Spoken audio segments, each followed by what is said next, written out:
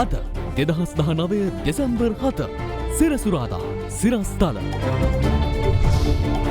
වසර 35කට පසු ලෝක විවාහකරු රජන තරගයේ කිරුළ ශ්‍රී ලංකාවට ජයග්‍රාහිකාව 27 හැවිරිදි Caroline Jurie Mrs. World 2020 take your Colombo වරාය නගරයේ ශ්‍රී ලංකා භූමියට එක් කරේ නිල පිළිගැන්වීම අගමැති ප්‍රධානත්වයෙන් අයහපත් කාලගුණයෙන් පවුල් 48,329ක් පීඩාවට ජලාශ 17ක් පිටාර ගලයි. පාස්කු ප්‍රහාරය පිළිබඳ කාදිනල් හිමියන් ජනපති කොමිසමට අදත් සාක්ෂි දෙයි. සාග් මැරතන් තරගයකදී ශ්‍රී ලංකාව දිනු පළමු රන් පදක්කම හිරුණි විජේරත්නගෙන්. මේ සීන් එකෙන් කට් වෙන්න ඇන්ටිජර් මවුත් වොෂ් සමගින් එන ක්ලෝස් අප් ජෙල් එක ස්ටෝරි එක ස්ටාර්ට් කරන්න. Hi. Hi. From Other Therana, this is Other Therana, Late Night Prime. Live from Studio 24 in Colombo.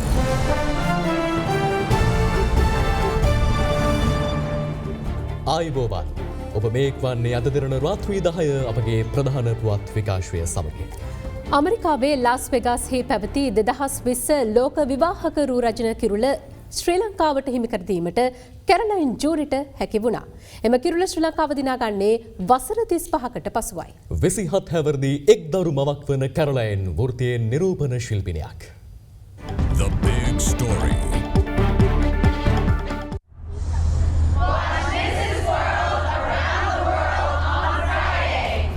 දෙදහස් 20 ලෝක විවාහකරු රැජින තරගයේ පැවැත්වුණේ ඇමරිකාවේ ලාස් වේගස් නුවරදී.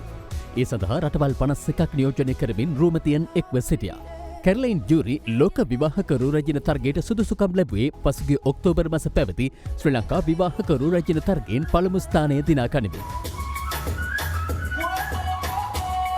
Mrs. Sri Lanka World.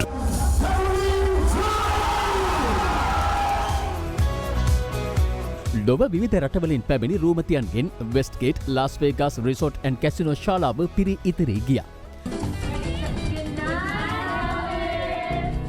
Thank you very much. Sri Lanka.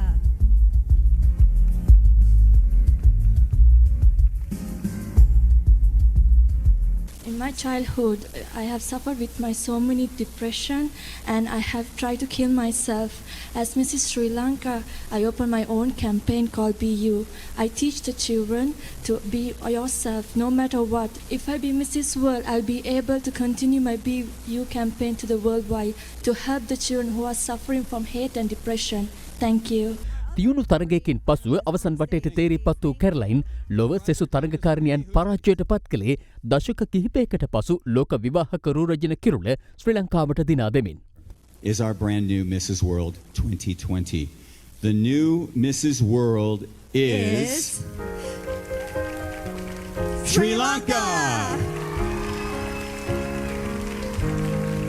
You are so beautiful. කැරොලයින් පළමු ස්ථානයේ දිනා ගනිද්දී දෙවන සහ තෙවන ස්ථාන පිළිවෙලින් හිමි වූයේ අයර්ලන්තයට සහ ඇමරිකානු වර්ජින් දූපත් රාජ්‍ය වෙතයි. 2019 වසරේ ලෝක රූ රැජින කිරුළ දිනාගත් වියට්නාමේ ජෙනිෆර් ලේ කැරොලයින්ට කිරුළු පැළඳුවේ මෙලෙසින්.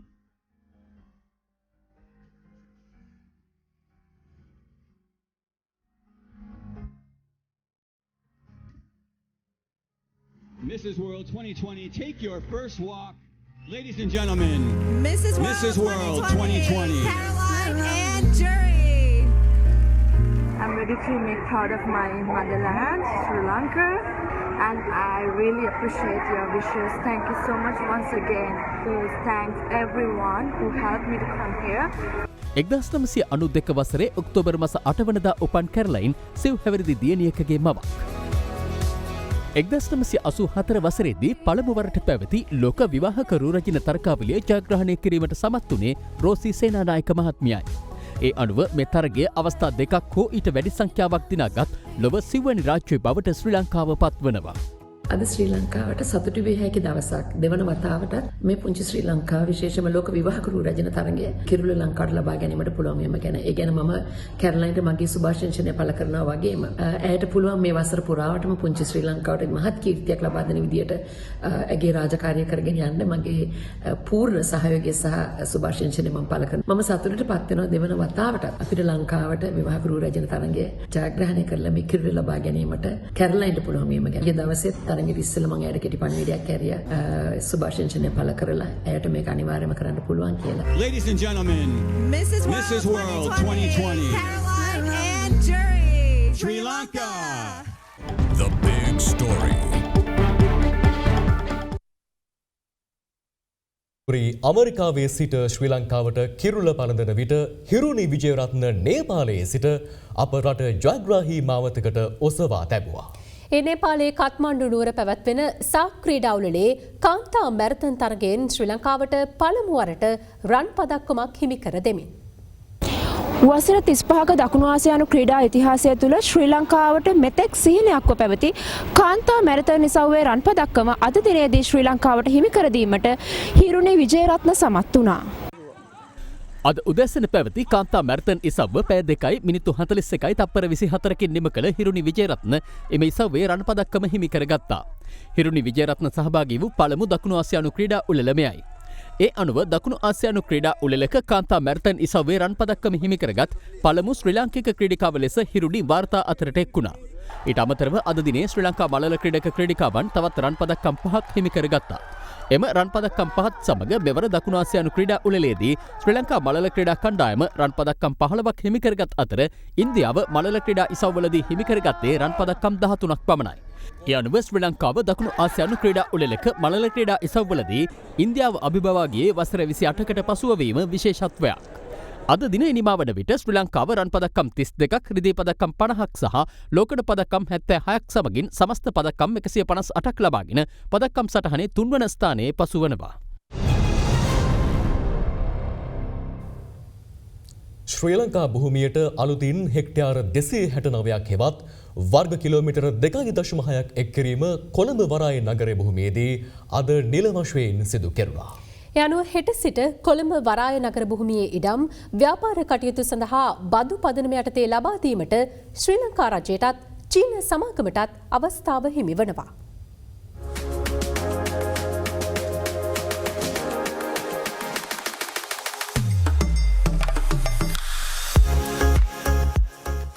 මහින්ද රාජපක්ෂ මහතා ජනාධිපති ධුරය දරන සමයේ 2014 සැප්තැම්බර් මාස 17 වන දින කොළඹ වරාය නගරය සඳහා මුල්ගල තැබුණේ චීන ජනාධිපති ෂී ජින්පිං මහතාගේ ප්‍රධානත්වයෙන්. චීනයේ CHVC පෝට් සිටි කොළඹ සමාගම මෙම ව්‍යාපෘතිය සඳහා ඇමරිකානු ඩොලර් මිලියන 1.5ක් ආයෝජනය කිරීමට ඉදිරිපත් වූ අතර යනුව කොළඹ වරාය සහ ගාලුමෝදර ක්‍රීඩාංගණය අතර මුහුද හෙක්ටයාර 233ක් ගොඩ කිරීමට සැලසුම් කෙරුණා. මෙම ව්‍යාපෘතිය සඳහා මුළුමනින්ම චීන සමාගම මුදල් ආයෝජනය කිරීම හේතුවෙන් ඔවුන්ට හෙක්ටයාර 20ක් සින්නක් කරව ලබා දීමට එවකට රජය ඒකගත්වය පළ කර තිබුණා. කෙසේ වෙතත් 2015 වසරේ බලයට පත් යහපාලන රජය මේ වැඩ කටයුතු තාවකාලිකව නතර කර පරිසර දත්ත වාර්තා යලි සකස් කර මුල් ගිවිසුමද සංශෝධනය කරනු ලැබුවා. ඒ අර්ථයේ ගොඩ කිරීමට අපේක්ෂිත භූමි ප්‍රමාණය හෙක්ටයාර 269 දක්වා වැඩි කළ අතර චීන සමාගමට ලබා දී තිබූ හෙක්ටයාර 20 වෙනුවට හෙක්ටයාර 116ක් දක්වා භූමි ප්‍රමාණයක් 99 අවුරුදු බදු පදනම යටතේ ලබා දීමට යහපාලන රජය කිවිසුම් ගත වුණා. ඉදිකිරීම් කටයුතු අවසන් කර ඇති මෙම කොළඹ වරාය නගරයේ දියකඩනේ දිග කිලෝමීටර 3.2ක් වන අතර ඒ සඳහා කළුගල් සහ කොන්ක්‍රීට් කුට්ටි භාවිත කර තිබෙනවා. භූමිය ගොඩ කිරීම සඳහා මුහුදු වැලි කියුබික් මීටර මිලියන 65ක් යොදාගෙන තිබෙන අතර එහි ගොඩනැගිලි ඉදිකිරීම් කටයුතු කළ හැකි භූමි ප්‍රමාණය හෙක්ටයාර 178ක්. ඉදිකිරීම් කටයුතු සිදු කළ හැකි මෙම හෙක්ටයාර 178ක භූමි ප්‍රමාණයෙන් හෙක්ටයාර 116ක් චීන සමාගමටත් ඉතිරි හෙක්ටයාර 62 ශ්‍රී ලංකා රජයටත් ඉදිකිරීම් කටයුතු සඳහා බදු දීමේ අවස්ථාව හිමි වනවා. ශ්‍රී ලංකා භූමියට අලුතින් හෙක්ටයාර 269ක් හෙවත් වර්ග කිලෝමීටර 2.6ක් අද සිට එක්වන අතර ඒ සමරීම වෙනුවෙන් විශේෂ උත්සවයක් අග්‍රාමාත්‍ය මහින්ද රාජපක්ෂ මහතාගේ ප්‍රධානත්වයෙන් අද පස්වරුවේ කොළඹ වරාය නගර භූමියේදී පැවැත්වුණා. ශ්‍රී ලංකා භූමියට මෙලෙස අලුතින් බිම් කොටසක් එක්වීම වෙනුවෙන් අද සමර මුද්දරයක් සහ මුල් දින කවරයක් නිකුත් කෙරුණා.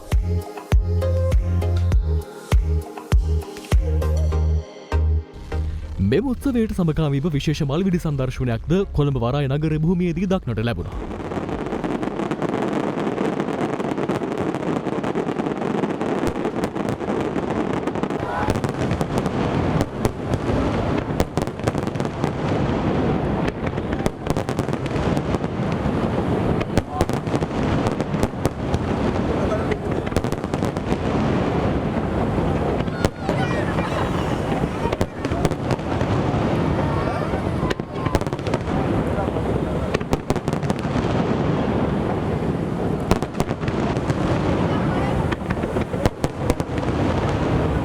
කොළඹ වරාය නගරයේ දෙවනාදියර හෙට සිට ආරම්භ වන අතර එය යටතේ මහාමාර්ග, විදුලිය, ජලය සහ මල ප්‍රවාහන පද්ධති සකස් කිරීමද මෙම ඉදිකිරීම් සමාගම විසින් සිදු කිරීමට නියමිතයි.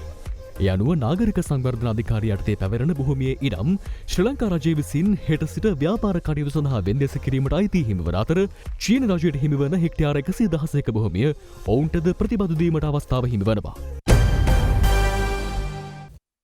පාස්කු ඉරුදින එල්ල වූ ත්‍රස්ත ප්‍රහාරය පිළිබඳ සොයා බැලීමට පත් කළ ජනාධිපති පරීක්ෂණ කොමිෂන් සභාව හමුවේ අද දිනේ අගරාධගුරු අතිඋතුම් මැල්කම් කාදිනල් රංජිත් හිමිපාණන් පැය 2.5 පමණ කාලයක් සාක්ෂි ලබා දුන්නා. ඊයේ දිනේදී පැය 4ක පමණ කාලයක් සාක්ෂි දුන් උන්වහන්සේ අද ප්‍රකාශ කළේ ජනාධිපති කොමිසම කෙරෙහි තමන්ගේ විශ්වාසයක් ඇති බවයි. අගරදුගුරු අතිඋතුම් මැල්කම් කාදිනල් රංජිත් හිමිපාණන් දෙවන දිනටත් සාක්ෂි ලබා දීම සඳහා අද පෙරවරු 9:30ට පමණ පාස්කු ඉරුදින එල්ල වූ ත්‍රස්ත ප්‍රහාරය පිළිබඳව සොයා බැලීමට පත් කළ ජනාධිපති පරීක්ෂණ කොමිෂන් සභාව වෙත පැමිණියා. ඊයේ දිනේදී පැය 4ක පමණ කාලයක් සාක්ෂි ලබා දුන් කාදිනල් හිමිපාණන් අද පැය 2.5කට ආසන්න කාලයක් සාක්ෂි ලබා දී තිබෙනවා. උන්වහන්සේ අද දිනේදී සාක්ෂි ලබා දෙන ආකාරය මාධ්‍යයට විවෘත වූයේ නැහැ.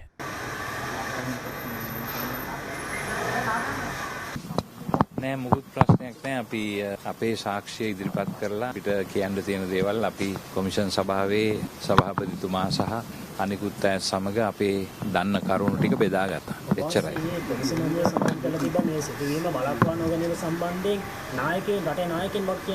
ඒ ඔක්කොම දේවල් දැන් අපි කිව්වට පස්සේ කොමිෂන් සභාව අනිත් සියලු දෙනාගෙන්ම ප්‍රශ්න කරලා කරුණු හොයලා බලලා ඉවරලා වාර්තාවක් ඉදිරිපත් කරා. ඉතින් ඒ වාර්තාව එනතුරු අපි මේ ගැන මුකුත් කියන්නේ නැහැ මීට වඩා. රාජ්‍ය සම්බන්ධයෙන් නෛතික පියවර අරන් තියෙනවා. නමුත් දේශපාලන නායකයන් සම්බන්ධයෙන් කිසිම නෛතික පියවරක් අරන් නැහැ. ඒ ඔක්කොම අපි බාර දෙමු කොමිෂන් සභාවේ නිගමන වලට සහ ඒගොල්ලන්ගේ සොයා ගැනීම අනුව ඒගොල්ලන්ට නිර්දේශ කරાવી. ඒ නිර්දේශ කරපු දේවල් රජය කවුරු හරි කරાવી. ඒ කරන්න තියෙන දේවල් අපි ඒක බලාපොරොත්තු වෙනවා. එච්චරයි. පසුගිය රජයේ වගකීතු ඇමතිවරයෙක් කියලා තිබ්බා. එතුමාගේ පියාණන් කිව්වා කියලා මේ පූජාවට යන්න එපා එහෙම කියලා. ඒ සම්බන්ධයෙන් කිසිම කොමිසමක අධ්‍යයනයකටවත් ලක්ුනේ නැහැ. ඒක ඉතින් ඒ ඇමතිතුමා කියපු වචනයක් මිසක් මම කියපු දෙයක් නෙමෙයිනේ. ඉතින් ඇමතිවරයා ඔබ වහන්සේ දැනුවත් කළා තිබෙන දේ පිළිබඳව මම දැනගෙන හිටියේ නෑ මේවා ගැන කොහොමදවත්. ඒකයි යථාර්ථය. හරිද? මේ කොමිෂන් සම්බන්ධ විශ්වාසයක් තියනවාද? ඔව් මම විශ්වාස කරනවා කොමිෂන් සභාව අවංකයි. ඒගොල්ලන්ගේ වැඩ කටයුතු හොඳින් කරાવી කියලා මම විශ්වාස කරනවා. මීට පෙරත් කොමිසමක් දැම්ම ඒ වගේම නෛතික නඩුත් තිබුණා. නමුත් මේ විදිහට සාධාරණත්වයක් ඇති වෙලා නැහැ. මේ කොමිසම ගැන විශ්වාසයක් තියන්න පුළුවන් විශ්වාස කරන්න. ඔබ වහන්සේ මේ ප්‍රහාරය සම්බන්ධයෙන් ඉන්දියානු මහකොමසාරිස්වරයා දැනුම් දීමක් කරාද? ප්‍රහාරයෙන් පසු ඔබතුමා හම්බෙච්ච වෙලාව එහෙම තිබුණා. ඒ පිළිබඳව පූර්ව දැනුම් දීමක් දීලා තියෙන බව මම දැනගත්තා. එච්චරයි. මේ තමයි ජනාධිපතිතුමාත් ඔබ වහන්සේ හම්බුණා. එතුමාගේ මතය කොහොමද? එතුමා කිව්වනේ මේ කොමිෂන් සභාවේ එතුමා අනුමත කරනවා කියලා. ඉතින් අනිත් එක අපි කැමති වුණේ නැහැ අපේ පැත්තෙන් කව හරි ඒකට යෝජනා කරන්න. එතකොට ඒක පක්ෂග්‍රාහී යන ලේබලේ ඇලවෙන නිසා අපි කිව්වා හොඳයි දැන් මේ පත් කරලා තියෙන අය ස්වාධීනයි. ඒ අය කෙරෙහි අපි විශ්වාස කරලා අපි බලාපොරොත්තු වෙනවා සාධාරණය පිළිබඳව. හොඳයි අපි යන්න.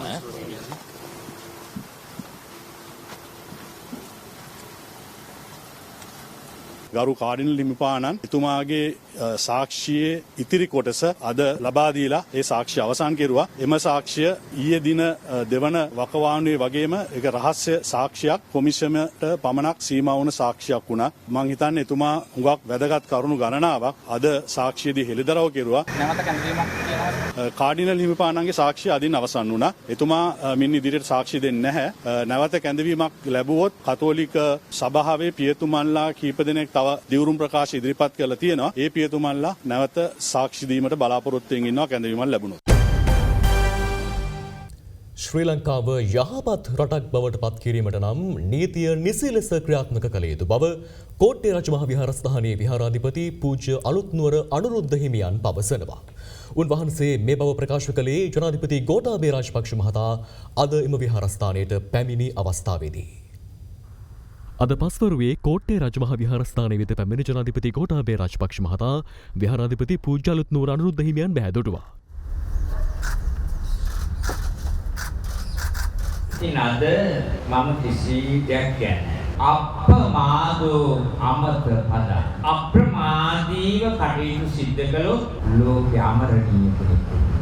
අපි දන්නවා අද අපේ ජනාධිපතිතුමා ආරක්ෂාව ගැන පිට පිටන්නේ. ඒ වුණාට අපිට පේනවා ජනාධිපතිතුමනි මේ රටේ තියෙන මේ තුවක්කු සංස්කෘතිය ඔක්කොම ටික ගෙන්වලා ගෝල් පීස් පෙට්ටියට ගෙනල්ලා ඔක්කොම ටික විනාශ කළා දාන්න. ඒ වගේම නොයෙක් ආයුධ තියෙනවා නම් ඒ හැම දෙයක්ම රාජ්‍යයට අරගෙන විනාශ කළා දාන්න. මේ රට යහපත් තත්ත්වයට පත් කරන්න ධාර්මික ගුණ සමාජයක් තත්ත්වයට පත් කරන්න නීතිය හරියටම ක්‍රියාත්මක වෙන්න. එතකොට කිසි කෙනෙකුට බයක් සැකක් නැතුව මේ රටේ ලෝකේ තුල අපිට ජීවත් වීමේ භාග්‍ය උදා හිතන්න අප්‍රමාදීව කටයුතු සිද්ධ කළොත් ලෝකයේ අමරණීය කෙනෙක් වෙන්න පුළුවන්. ජනාධිපතිතුමන්ට සම්මාන බණ්ඩාර දෙවිමුණ්ඩ දෙවියන්ගේ දේව ආශිර්වාදය ලැබේවා කියලා අපි ප්‍රාර්ථනා සබ්බ මංගලං රක්ඛන්තු සබ්බ දේවතා සබ්බ ධම්මානුභාවේන සදා සොත්ති භවන්තු තේ. අනුතුරුව ජනාධිපතිවරයා විහාරස්ථානයේ භූමියේ ඇති දේවාලයට ගොස් ආශිර්වාද ලබාගෙන පෙරහැර කටයුතු සඳහා සහභාගී කරගන්නා අලියතුන්ට පළතුරු ලබා දීමට එක් වුණා. අනුතුරුව ජනාධිපතිවරයා පැමිණියේ නාරාහින් පිටාභයාරාම විහාරස්ථානයටයි. එහිදී ජනාධිපතිවරයා ප්‍රථමයෙන්ම ආගමික වතාවත් වල නිරත වුණා.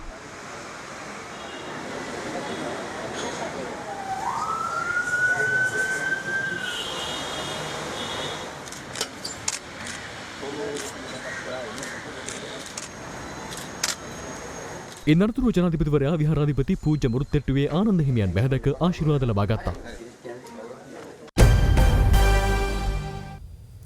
බ්‍රිතාන්‍යයේ ශ්‍රී ලංකා මහකොමසාරිස් කාර්යාලයේ ආරක්ෂක උපදේශකවරයෙකු ලෙස සේවය කළ බ්‍රිගේඩිය ප්‍රියංක ප්‍රනාන්දු මහතාට බ්‍රිතාන්‍ය වෙස්මිනිස්ටර් අධිකරණය ස්ටර්ලින් පවුම් 2400ක දඩමුදලක් නියම කර තිබෙනවා. ඒ පසුගිය වසරේ බ්‍රිතාන්‍යයේ ශ්‍රී ලංකා මහකොමසාරිස් කාර්යාලයේ ඉදිරිපිට LTT සංවිධානයට සහාය පළ කරමින් උද්ඝෝෂණයක නිරත වූ පිරිසකට තර්ජනාත්මක හස්ත සංඥාවක් කළ බවට වූ සිද්ධිය සම්බන්ධයෙන් විදේශ සම්බන්ධතා අමාත්‍යාංශය අද මාධ්‍ය වෙත නිවේදනයක් නිකුත් කරමින් පැවසුවේ පටු දේශපාලන අරමුණක් සාක්ෂාත් කර ගැනීම වෙනුවෙන් බ්‍රිතාන්‍ය වෙස්මිනිස්ටර් අධිකරණය මෙම තීන්දුව ලබා දී ඇති බවයි. 2018 වසරේ පෙබරවාරි 4 වනදා බ්‍රිතාන්‍ය මහකොමසාරිස් කාර්යාලය ඉදිරිපිට LTTE සංවිධානයට සහාය දක්වමින් උද්ඝෝෂණයේ නිරත පිරිසකට හස්ත සංඥා කරමින් තර්ජනය කළ බවට කියන සිද්ධියක් සම්බන්ධයෙන් බ්‍රිගේඩිය ප්‍රියංක ප්‍රනාන්දු මහතාට එරෙහිව වෙස්ට්මිනිස්ටර් අධිකරණය හමුවේ නඩුවක් ගොනු කර තිබුණා. ඊයේ දිනේ එහි තීන්දුව ලබා දෙමින් අධිකරණය නියෝග කර ඇත්තේ මහජන සාමය පනත උල්ලංඝනය කිරීමේ වරද වෙනුවෙන් ප්‍රියංක ප්‍රනාන්දු මහතාට පවුම් 2400ක දඩමුදලක් නියම කරන බවයි. මේ අතර අද කොළඹ පැවති ප්‍රවෘත්ති සාකච්ඡාවකදී පිවිතුරු හෙළ උරුමේ නායක පාර්ලිමේන්තු මන්ත්‍රී උදේ ගම්මන්පිල මහතා පැවසුවේ අදාළ දඩමුදල රජය විසින් ගෙවිය යුතු බවයි. මගේ ස්ථාවරය මේ මුදල අනිවාර්යයෙන්ම ආණ්ඩුව ගෙවිය යුතුයි. මොකක් හරි රාජ්‍යතාන්ත්‍රික හේතුවකින් ආණ්ඩුව එහෙම නොකරනවා නම් මේ රටේ ජනතාව රුපියල එකතු කරලා හරි මේ රණවිරුවාට නියමුණු දඩේ ගෙවීමට ඉදිරිපත් විය යුතු කියන ස්ථාවරය අපේ ඉන්නවා. මේ අතර යුද හමුදාපති ලුතිතන් ජෙනරාල් ශවේන්ද්‍ර සිල්වා මහතාගෙන් අද දෙරණ කළ විමසීමකදී ඔහු සඳහන් කළේ බ්‍රිතාන්‍ය වෙස්ට්මිනිස්ටර් අධිකරණයෙන් ලබා දුන් තීන්දුව සම්බන්ධයෙන් විදේශ කටයුතු අමාත්‍යාංශය සමග එක්ව ශ්‍රී ලංකා යුද හමුදාව අවශ්‍ය ක්‍රියාමාර්ග ගනිමින් සිටින බවයි. අදාළ තීන්දුව සම්බන්ධයෙන් නිවේදනයක් නිකුත් කරන විදේශ සම්බන්ධතා අමාත්‍යාංශය පවසන්නේ බ්‍රිතාන්‍ය මහකොමසාරිස් කාර්යාලයට අනුයුක්තව සේවය කරන රාජතාන්ත්‍රික නිලධාරියෙක් වන ප්‍රියංක ප්‍රනාන්දු මහතාට ව්‍යානා සම්මුතියට අනුව මුක්තිය හිමිවන බවයි. එමෙන්ම බ්‍රිගේඩිය ප්‍රියංක ප්‍රනාන්දු මහතා නොමැතිව නඩු කටයුතු විභාග කිරීමත් ඔහුට ඇති මුක්තිය නොසලකා හැරීමත් බ්‍රිතාන්‍ය මහ මැතිවරණයට පෙර නඩු තීන්දුව ප්‍රකාශ කිරීම හරහා පෙනී යන්නේ තීන්දුව පිටුපස දේශපාලන පෙළඹවීම් ඇති බවයි. ඕනෑම ප්‍රමාණයක ටීවී සඳහා 50% දක්වා වට්ටා. දිවයින පුරා සොෆ්ට්ලොජික් සහ සොෆ්ට්ලොජික් මැක්ස් ප්‍රදර්ශනාගාරවලින් දිවයිනට බලපා ඇති අයහපත් කාලගුණික තත්ත්වයේ හේතුවෙන් පවුල් 48329කට අයත් පුද්ගලයන් 1,63,371ක් මේ වන විට පීඩාවට පත්ව සිටිනවා.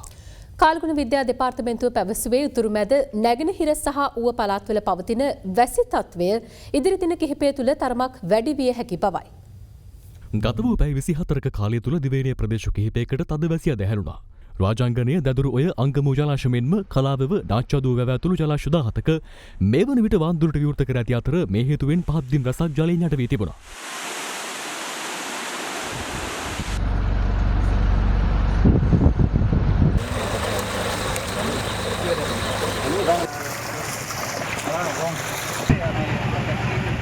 පතිත වූ අධික වර්ෂාව හේතුවෙන් සෝමාවතිය පුදබිමද මාර්ගයේ අඩි 5ක් පමණ ජලයෙන් යට වී තිබුණේ මෙලෙසින්.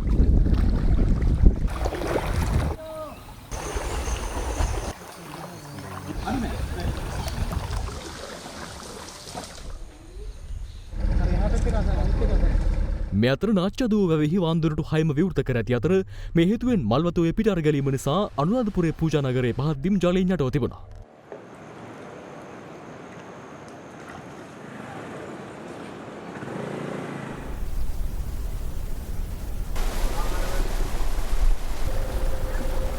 යහපැත්තේ අර මේ ගෙදර ඉන්න අය දෝ එන්නේ. ඔව් ඔව් ඔව්. ගෑනු කෙනෙක් නැද්ද? පිරිමි 3 දෙනෙක් විතරම දින්නේ. ඔව් ගෑනු එක්කෙනා ගෙදර කොටු වෙලා ඉන්නේ.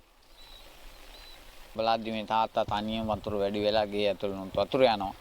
තාත්තත් ඔය අතින් අල්ලගෙන තමයි මෙතෙන් ආවේ. ගෙදරට වෙන්න ඕන දේවල් ඔක්කොම වෙලා මහත්තයා ඒ වෙද්දි. මේ අතර පෙරදිනී පැණිදෙනිය සිට පැමිණි ත්‍රිරෝද රථයක් අද පෙරවරුවේ ගන්නෝරුව ඉන්ධන පිරවුම් හලාසල නවතා තිබේදී අඹගසක් ත්‍රිරෝද රථයේ මතර කඩා වැටෙන ආකාරය CCTV කැමරාවක මෙලෙස පටිගත වී තිබුණා.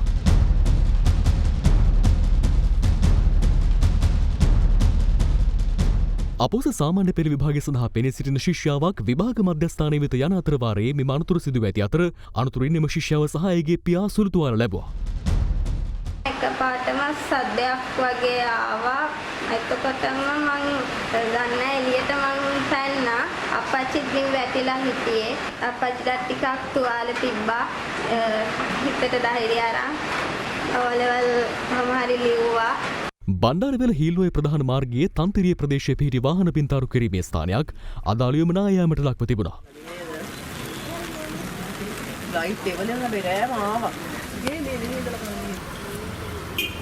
මේ අතර උඩරට දුම්රිය මාර්ගයේ බණ්ඩාරවැල සහ දියතලාව දුම්රිය ස්ථානයේ අසල ඕබඩෙල්ල ප්‍රදේශයේ දුම්රිය මාර්ගයට කඩවැටුණු පස් කන්ද ඉවත් කිරීමේ කටයුතු අද තෙවන දිනටත් සිදු කෙරුණා. මේ හේතුවෙන් උඩරට දුම්රිය මාර්ගයේ දුම්රිය දහවනය මේ වන විට දියතලාව දක්වා පමණක් සීමා කර තිබෙනවා.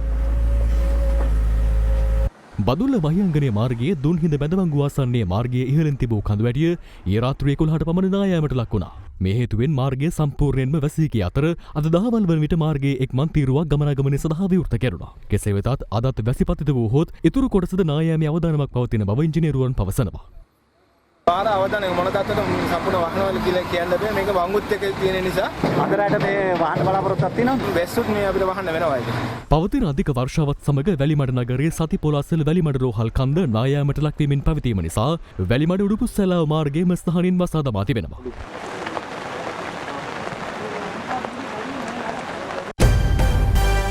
තවත් පොත් කිහිපයක් දැන්.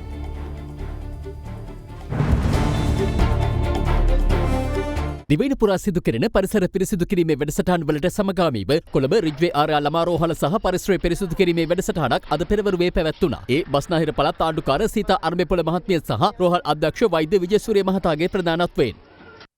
ඇමරිකාවේ ලොස් ඇන්ජලිස් නුවර වෙසෙන ශ්‍රී ලාංකිකයෙකු වන ආචාර්ය වෝල්ටර් ජයසිංහ මහතා ලොස් ඇන්ජලිස් නුවර වෙනුවෙන් සිදු කළ සමාජ මෙහෙය අගයමින් පසුගියදා උත්සවයක් සංවිධානය කර තිබුණා.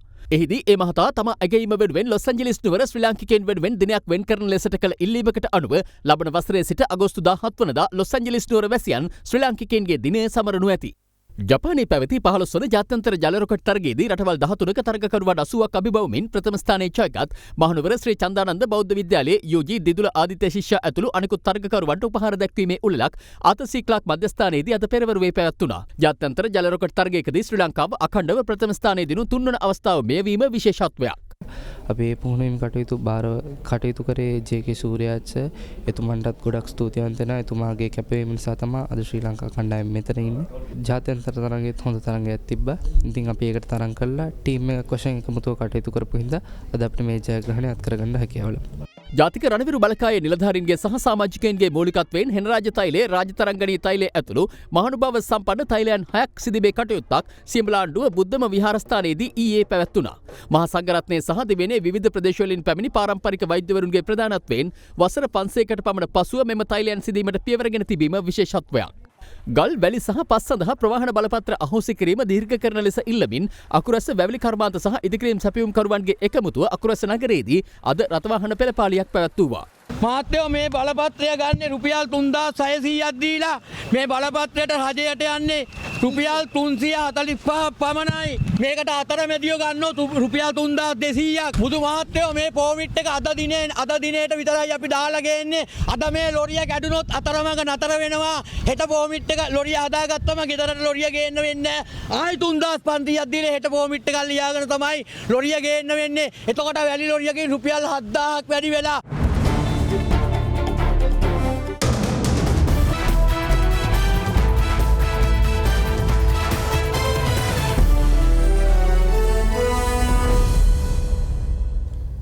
නේපාලයේ කත්මණ්ඩු නුවර පැවැත්වන 13 වන දකුණු ආසියානු ක්‍රීඩාවලට සහභාගී වී සිටින ශ්‍රී ලංකා ක්‍රීඩකයන් පිරිසකට අවාසනාවන්ත අත්දැකීමකට මුහුණ දීමට සිදුව තිබෙනවා.